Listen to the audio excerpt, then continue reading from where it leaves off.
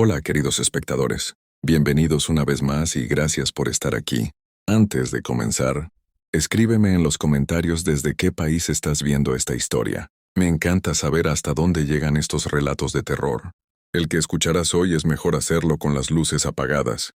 Y si estás conduciendo de noche, espera a llegar a casa. Ahora sí, comencemos. La noche cubría la vía al mar como un manto de tinta espesa. No había estrellas, ni viento, ni sonidos lejanos. Solo el zumbido constante del motor del viejo Renault 4 de Daniel, avanzando solitario por el asfalto húmedo. Iba rumbo a Cali. O al menos eso creía. Un desvío inesperado por unas obras lo obligó a abandonar la carretera principal y tomar una ruta secundaria. Estrecha y desconocida, Daniel frunció el ceño. No recordaba haber pasado nunca por allí. Pero no tenía alternativa. Los últimos anuncios luminosos quedaron atrás, apagándose uno a uno hasta desaparecer. En su lugar surgieron árboles viejos y retorcidos, con ramas largas que parecían dedos huesudos señalando el camino. La luna apenas lograba atravesarlos. El aire cambió de golpe, se volvió frío, demasiado frío para el Valle del Cauca. Un escalofrío le recorrió la espalda. Intentó encender la radio para romper el silencio. Nada, solo estática. Un ruido áspero, insistente, que parecía aumentar su nerviosismo. «Genial», murmuró. La carretera se hacía cada vez más estrecha, más cerrada. Cada curva traía más oscuridad. Daniel sentía una presión en el pecho, como si algo lo observara desde el bosque. Entonces la vio. Al borde de la carretera, iluminada apenas por los faros, había una mujer. Vestía de blanco, un vestido antiguo y descolorido. Su cabello negro caía lacio sobre los hombros. No pedía ayuda. No se movía. Solo estaba ahí. Daniel dudó. Era tarde y estaba solo. Pero algo dentro de él lo obligó a frenar. El coche se detuvo lentamente. En ese instante la mujer giró la cabeza. Sus ojos eran completamente negros. No reflejaban la luz. Y su rostro no tenía rasgos. Solo una sombra profunda. Daniel gritó. Pisó el acelerador y el coche salió disparado. Miró por el retrovisor. La figura seguía allí, inmóvil. El sudor frío le empapaba la frente mientras la carretera parecía no terminar nunca. Las sombras de los árboles se retorcían sobre el parabrisas. De pronto el coche dio una sacudida violenta. El volante tembló, las luces parpadearon. Y entonces lo escuchó. Un rasguño lento sobre el techo, como uñas largas arañando la chapa. Una mancha oscura comenzó a extenderse sobre la tela. El coche se detuvo. Las luces se apagaron. Oscuridad total. Y una voz susurró. «Siempre te acompañamos en esta carretera». Daniel sintió un aliento helado en la nuca. Sabía que ya no estaba solo.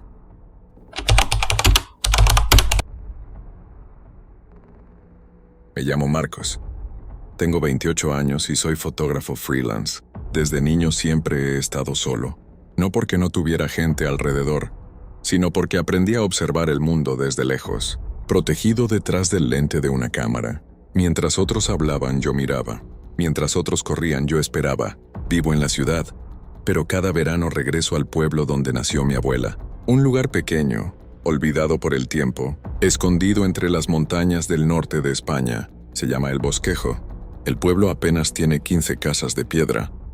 Una iglesia cerrada casi todo el año y una taberna, donde los viejos se reúnen al caer la noche. Allí el tiempo no avanza, se pudre lentamente. Y luego está el bosque. Un bosque espeso, oscuro, tan cerrado que la luz apenas logra atravesarlo. Desde niño escuché que nadie debía entrar después del anochecer, que el bosque no siempre devolvía a quienes se perdían en él. Yo nunca creí esas historias. De pequeño pasaba los veranos, escuchando a los ancianos contar relatos de sombras que caminaban entre los árboles, de voces que imitaban a los vivos y de caminos que aparecían solo para quienes no debían tomarlos. Siempre pensé que eran cuentos para asustar a los niños. Con los años me fui. Estudié, trabajé, olvidé. Hasta este último verano, volví al bosquejo con mi cámara, buscando tranquilidad, paisajes, silencio. La primera noche, mientras cenaba en la taberna, noté que las conversaciones se apagaban cuando entraba alguien nuevo. Las miradas se desviaban. Nadie preguntaba cuánto tiempo pensaba quedarme. Esa misma noche, uno de los viejos se me acercó. «No vayas al bosque», me dijo en voz baja. «No ahora». No le pregunté por qué. Al día siguiente salí temprano a fotografiar. La niebla cubría los senderos y el aire era extrañamente frío. Sin darme cuenta, seguí un camino que no recordaba, un sendero estrecho, casi invisible, que se internaba entre los árboles. Entonces lo sentí, la misma presión en el pecho, el mismo silencio antinatural, y supe, sin necesidad de verlo, que no estaba solo.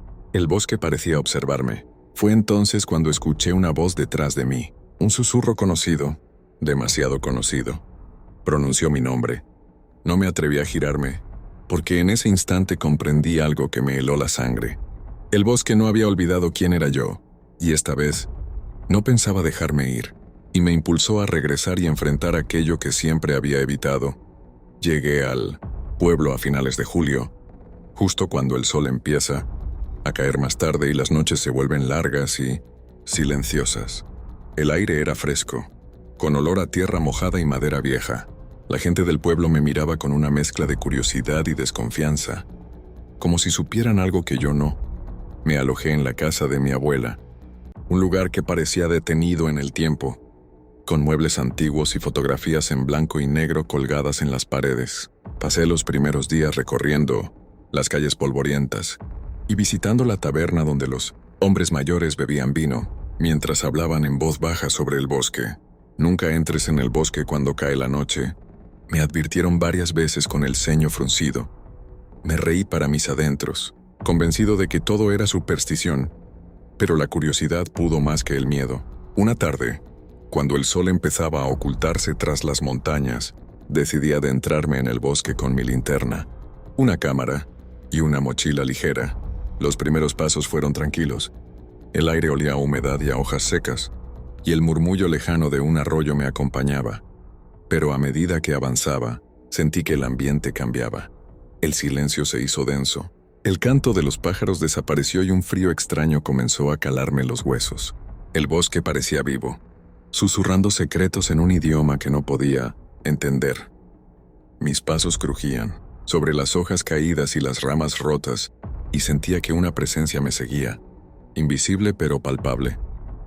A veces creía ver figuras entre los árboles, pero cuando giraba, no había nada. Después de casi una hora caminando, llegué a un claro que no recordaba.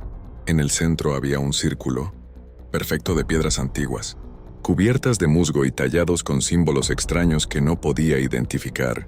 Un árbol muerto se alzaba en el centro, su corteza marcada con signos que parecían escritos de otro tiempo. Me acerqué para grabar esos símbolos con la cámara, fascinado y asustado a la vez. Fue entonces cuando escuché una voz, ronca y grave, que parecía salir de entre los árboles. «Vuelve atrás». Me giré bruscamente, pero no había nadie. Solo sombras que se estiraban y danzaban entre los troncos, como burlándose de mí. La linterna empezó a parpadear, y sentí como el pánico se apoderaba de mí. Quise dar media vuelta, pero el sendero por el que había venido se había esfumado, como si el bosque se hubiera cerrado para atraparme de pronto. Una figura apareció frente a mí, un hombre, alto vestido, con una túnica raída y vieja que flotaba apenas a unos centímetros del suelo. Su cabeza estaba inclinada hacia un lado de forma inquietante, y sus ojos eran dos orbes, blancos sin pupilas que me atravesaban como cuchillas. Su rostro estaba marcado por cicatrices y heridas, antiguas que parecían contar una historia de sufrimiento y tormento. Cuando abrió la boca para hablar, no tenía lengua ni dientes, solo un vacío oscuro, del que salió un lamento que resonó en mi pecho. Sentí que perdía el control de mi cuerpo. Caí de rodillas, aturdido, mientras la oscuridad me envolvía y el frío se hacía insoportable. Cuando recuperé la conciencia, estaba sentado en medio del círculo de piedras, rodeado de velas encendidas que proyectaban sombras alargadas y grotescas alrededor de mí. Figuras hechas de sombra se mantenían, inmóviles y silenciosas como estatuas vivientes. El hombre flotante me miraba desde el árbol seco, sin apartar la vista. Levantó una mano que algo invisible me levantó y obligó a mirar la corteza del árbol. Allí grabado con la misma precisión que antes estaba mi nombre. El frío me recorrió la espalda y sentí un terror profundo. «Ahora formas parte del bosque», susurró la voz en mi cabeza. Grité y luché por liberarme. Con la poca fuerza que me quedaba, lancé la linterna contra una piedra. En ese instante, todo se apagó. El silencio fue absoluto. Desperté a la entrada del bosquejo, solo con la ropa mojada, arañazos que no sabía cómo me los había hecho, y sin mochila ni cámara. Nadie me creyó cuando conté lo que había pasado. Algunos dijeron que había delirado por el calor. Otros aseguraron que esos bosques siempre habían estado malditos, pero desde entonces, nada ha sido igual. No puedo dormir más de 3 horas seguidas cada noche. Esa voz grave regresa, susurrándome que no estoy solo, que el bosque me reclama.